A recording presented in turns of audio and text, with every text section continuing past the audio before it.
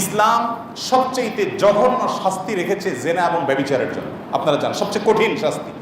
এবং বিবাহিতরা যদি পরকিয়া করে, হারাম সম্পর্কে লিপ্ত হয়, তার শাস্তি ইসলামে বিচারিকভাবে এটা সে যেখানে সেখানে বাস্তবায়ন শুরু করবে না। আমাদের দেশে দেখবেন যেখানে সেখানে এটা বাস্তবায়ন হয়, অনেক গ্রামে মাতবররা শুরু করে দেয়। এটা বিচারিকভাবে যথাযথ নিয়মে বাস্তবায়িত হবে।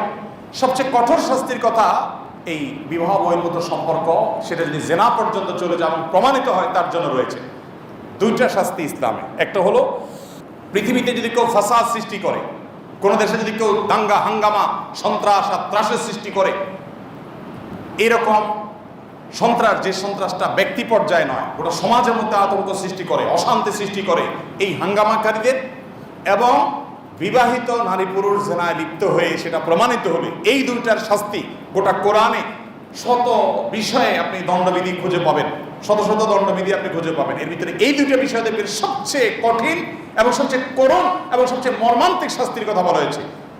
বিবাহিত নারী পুরুষ জেনা করে প্রমাণিত হলে পাথর মেরে মৃত্যু নিশ্চিত করতে বলা হয়েছে। সাধারণভাবে না যে তার শুধুমাত্র শির পুড়িয়ে দাও, ফাঁসিতে ঝুলিয়ে মেরে ফেলো, নো, তিল তিল করে তাকে হত্যা করার কথা বলা হয়েছে। আজও পর্যন্ত আমাদের অনেকের কাছে বুঝে আসে না এটা কেন।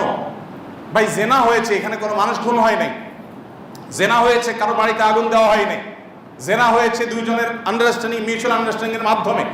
এখানে ধর্ষণ হওয়ার বিষয় না যে জোর হয়েছে, মিউচুয়াল ব্যক্তি স্বাধীনতা, যার যার ভালো লাগছে, অন্যায় করছে, হারাম কাজ করছে বুঝলাম, তাই বলে মেরে ফেলতে হবে, তাও এরকম নির্মম ভাবে, কারণ কি?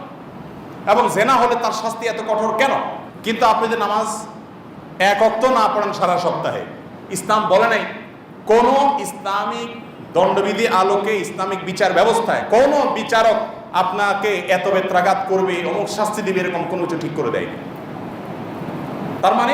তার মানে হলো যে আপনি নামাজ না পড়লে আপনি জাহান্নামে যাবেন, আপনার ক্ষতি হবে। সমাজের মানুষকে আপনি ক্ষতিগ্রস্ত করছেন না, আপনি বেনামাজি হয়ে। আপনি রোজা না রাখলে আপনার ক্ষতি হবে, সমাজকে ক্ষতিগ্রস্ত করছেন না। বাট আপনি যদি চুরি করেন তাহলে সমাজ ক্ষতিগ্রস্ত হবে। চুরি ব্যাপকতা লাভ করলে সমাজের মানুষের নিরাপত্তা, মালের নিরাপত্তা নষ্ট হবে। আপনি খুন করলে সমাজের মানুষের জীবন নিরাপত্তা নষ্ট হবে। এই জন্য ওইগুলোর জন্য দণ্ডবিধি রেখেছে শরীয়ত। ঠিক একইভাবে আপনি যখন জেনা ব্যভিচারের বিষয়টাকে খুব স্বাভাবিকভাবে দেখবেন সমাজে, তখন কি হবে জানেন? তখন মানব সভ্যতা হুমকির মধ্যে পড়বে।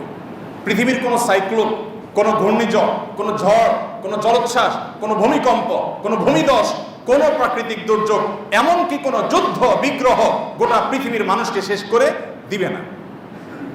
অনেক বড় ঝড় জলোচ্ছ্বাসে হাজার হাজার লক্ষ লক্ষ মানুষ মারা গেছে, তারপরে মানুষ আবার আস্তে আস্তে আগের জায়গায় ব্যাক করবে। কিন্তু যদি ব্যভিচারের ব্যাপকতা হয়, বিবাহ বহির্ভূত সম্পর্কের ব্যাপকতা, এটা যদি সমাজে সৃষ্টি হয়, কি হবে? মানব সভ্যতা পৃথিবী থেকে হারিয়ে যাবে।